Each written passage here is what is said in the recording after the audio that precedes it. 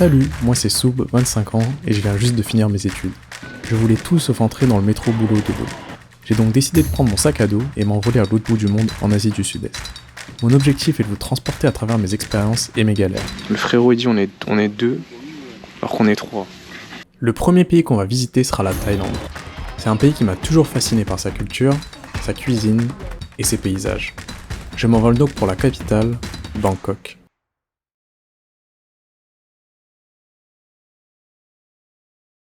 Je viens juste d'atterrir à Bangkok après 12 heures de vol. Je suis fatigué là. Pour le premier épisode, on va se fixer plusieurs missions. Donc la première, ça va être de récupérer mon bagage. La deuxième, ça va être d'échanger mon argent. Et la troisième, ça va être d'acheter une cible. On a bien récupéré le sac. On va maintenant échanger notre argent. J'espère que je vais pas trop me faire arnaquer. Complètement loupé, j'ai échangé tout mon argent à l'aéroport pour un taux désastreux. Si vous voulez un conseil, échangez juste de quoi acheter une SIM et prendre un taxi, et le reste vous l'échangerez en ville à un taux plus avantageux. Pour la SIM, je vous conseille d'aller au 7-Eleven, vous trouverez des bons forfaits avec des prix très bas. Il y a aussi des opérateurs dans l'aéroport, mais les prix sont plus élevés. Pour rejoindre la ville, j'ai décidé de prendre le moyen le plus économique qui est le bus S1. Il coûte 60 bahts, donc environ 1,60€. Je marche jusqu'à mon auberge. Il fait hyper chaud. Je loge à Time Sabai 32. La nuit coûte seulement 7€ et elle est située près de Chinatown. C'est propre, calme et économique, mais pas idéal pour rencontrer du monde. Bon, j'ai pris une petite douche. On va aller au MBK Center. Je vais m'acheter tout ce qu'il faut pour les moustiques. On se retrouve là-bas. Pour se déplacer à Bangkok, vous avez le choix. Le métro est rapide et pas cher et il couvre bien la ville. Vous avez aussi le tuk-tuk pour un trajet typique thaïlandais. Et bien sûr le Grab qui est l'équivalent de Uber chez nous. Moi je privilégie le bus car ça me permet de m'immiscer dans la population locale et découvrir la ville en même temps. Un ticket de bus à Bangkok coûte environ 8 bahts, c'est-à-dire 20 centimes. Dirigez-vous vers l'agent qui vous donnera un ticket en échange de la monnaie. Pour cette première journée, je vais juste faire quelques achats. J'arrive au MBK Center, c'est un grand centre commercial où vous pouvez négocier les prix. Vous pouvez aussi trouver des vêtements, des souvenirs ou de l'électronique. J'ai aussi visité un night market mais j'étais très fatigué du voyage. Donc je vais vers l'auberge pour dormir et notre première journée en Thaïlande s'achève ici. Jour numéro 2, on se dirige tout droit vers Ayutthaya. Donc là je vais prendre le métro et je vais rejoindre 2 amis et ensuite on va visiter la ville. C'est parti.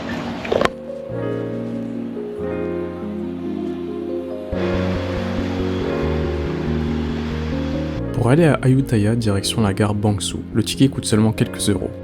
Le trajet dure entre 1h30 et 2h. Il passera plus vite si vous regardez le paysage. Le meilleur moyen de visiter Ayutthaya est de réserver un tuk-tuk à la journée qui vous fera visiter tous les temples. Il se situe en général devant la gare. N'hésitez pas à négocier le prix et à faire jouer la concurrence. Les prix pour une journée se situent entre 1000 et 1500 bahts, donc entre 25 et 40 euros. Ayutthaya a été fondée en 1350 et fut l'ancienne capitale florissante du royaume de Siam. Elle était connue pour ses temples et palais impressionnants jusqu'à sa destruction en 1767 par les Birmans. Aujourd'hui, c'est un site du patrimoine mondial de l'UNESCO, idéal à visiter pour découvrir l'histoire et la culture thaïlandaise.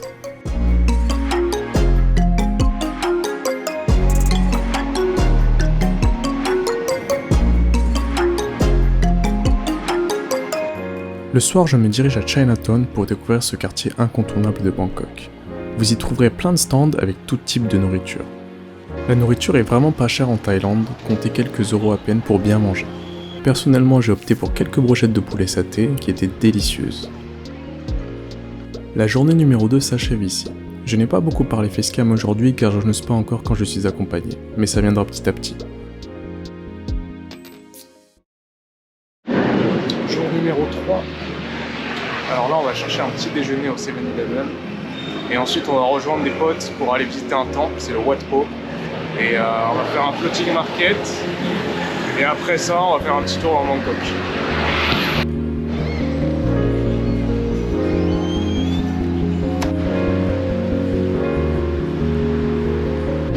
Je vais prendre le bus. On va se poser dans un petit parc pour prendre le petit déj et après on va visiter le temple. C'est parti.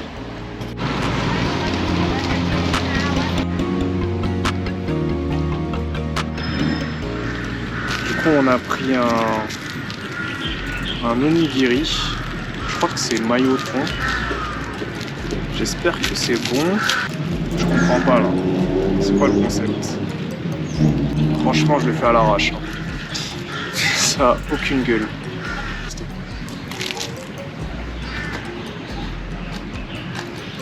super bon.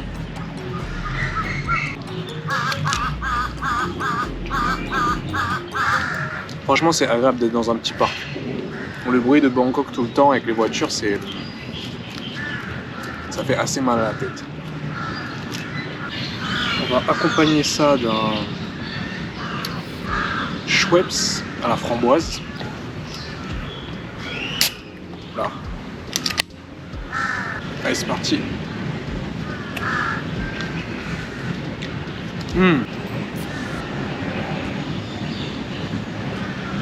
Honnêtement, c'est un des meilleurs chips que j'ai bu, je crois. C'est peut-être même le meilleur.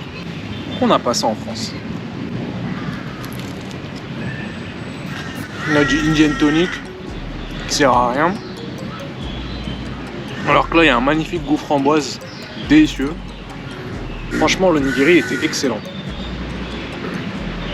Bon, juste, je savais pas comment le faire. Je fais n'importe quoi avec les papiers. Mais le plus important, c'est qu'on mange tout. Bon, on a fini notre petit déj. Je vais finir ma petite canette tranquillement.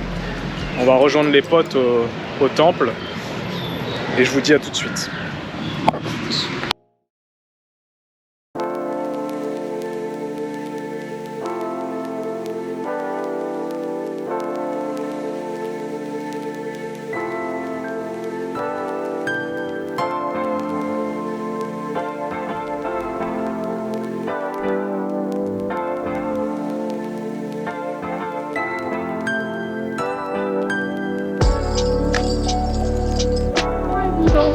Non mais alors sinon, là on est à Wat. On se fait un petit vlog Watusu, ouais, exactement, pour voir le Bouddha à manger. Et là c'est Soum qui va taper sur le gros, voilà.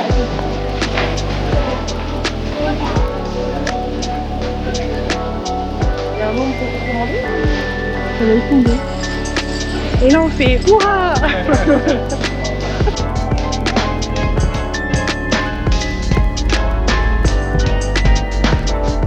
Je me dirige à l'auberge de mes amis qui s'appelle Jam Hostel. Elle coûte plus cher, entre 10 et 15 € la nuit, mais ils organisent des sorties tous les jours et vous pourrez rencontrer du monde si vous êtes seul comme moi. D'ailleurs, je ne le sais pas encore, mais je vais vivre pas mal d'aventures avec ce type. On se dirige tout droit vers le Floating Market qui est un marché sur l'eau comme son nom l'indique.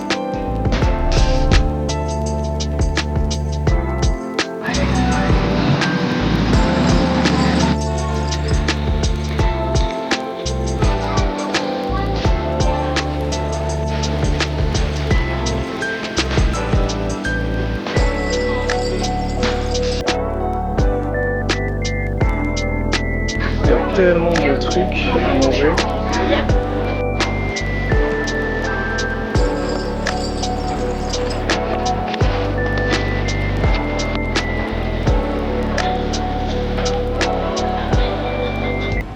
Après le Floating Market, je me dirige vers mon auberge pour me reposer.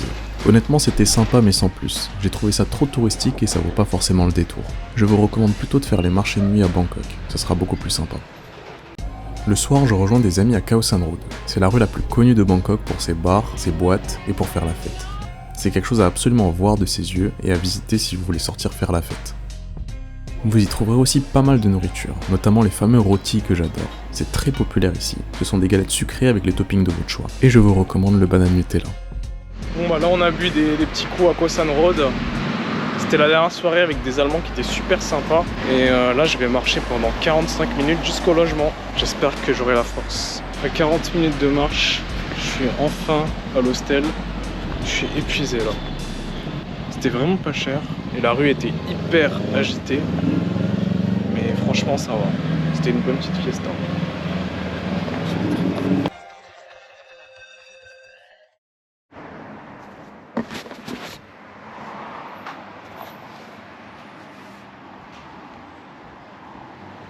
Dernier jour à Bangkok, je viens de quitter l'auberge. Heureusement, ils ont accepté que je laisse mon sac là-bas, parce que là, toute la journée avec, ça aurait été compliqué. Là, je vais visiter le temple du Bouddha d'or. Donc, c'est à même pas 5 minutes, 10 minutes à pied. Et après, je pense que je vais aller manger. Et le soir, on va faire un petit night market. Je vais faire une vidéo que pour ça spécialement. Donc, on se retrouve tout à l'heure au temple du Bouddha d'or.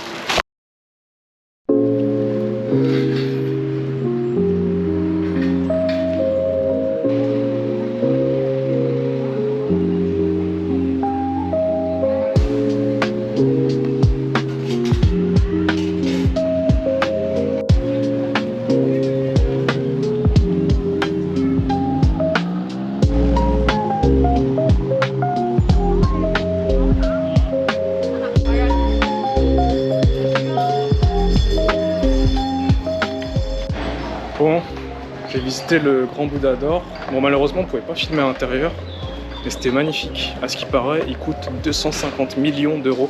Si je peux vous donner un conseil à Bangkok, c'est vraiment de visiter les petites ruelles, les petites rues. En vrai, c'est assez safe.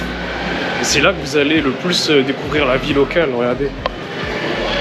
Vous avez des gens qui mangent en plein milieu de la rue, sur des petites tables comme ça posées. La bouffe, elle coûte que dalle. C'est 1000 fois mieux ici que d'aller dans des restos. Tu payes 500 bahts ton plat, alors que là, tu vas payer 50 bahts, tu vois. Franchement, profitez-en pour vraiment visiter les petites ruelles, les petits endroits et pas que les trucs touristiques. Là, je retourne à mon auberge. Je vais me poser un petit peu. Et ensuite, je prendrai mon sac et je bougerai dans le nord à Chatuchak. Je ferai un petit tour au night market et on prendra le bus tranquillement pour Chiang Rai. Bon, j'ai le petit sac.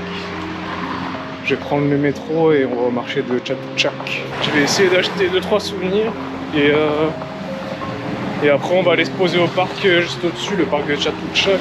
Et après je prendrai mon bus. Pour prendre le métro, je vous conseille de taper votre trajet sur Google Maps et de montrer votre destination à l'agent au niveau de la billetterie. Il vous donnera un jeton qui vous servira de ticket.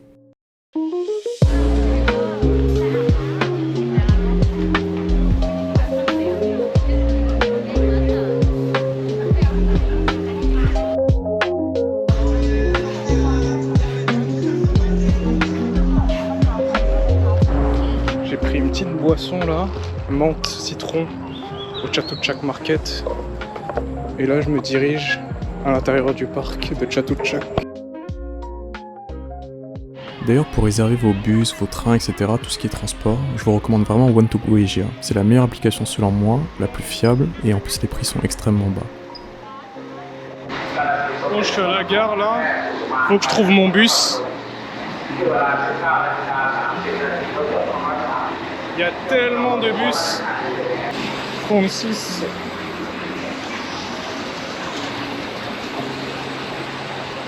Là c'est le 28-30. Juste là. Mon bus il arrive dans 1 heure je crois. Là celui qui était là c'était pas le mien, c'est celui qui part avant. Il avait l'air bien confortable, j'espère que j'aurai le même en tout cas. Comme d'hab le gyoza. Et des chips. Putain, c'est tombé. Après avoir mangé, j'embarque tranquillement dans mon bus. Faut savoir qu'il y a 12 heures de route entre Bangkok et Chiang Rai, donc ça va être un très long chemin. J'ai donc pris un bus assez confortable et j'ai payé 20 € mon ticket de bus. Selon moi, ça vaut totalement le coup. On m'a fourni des couvertures, de l'eau et même des snacks. Et j'ai pu dormir bien confortablement pour arriver en pleine forme à Chiang Rai.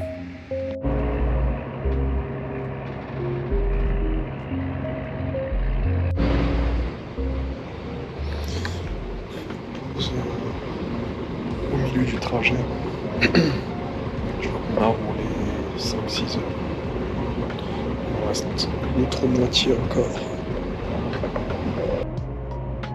Je vais tranquillement finir mon trajet jusqu'à Chiang Rai et c'est déjà la fin du premier épisode. Si la vidéo vous a plu, likez et mettez Chatuchak en commentaire et on se retrouve vite pour l'épisode 2 à Chiang Rai. Salut!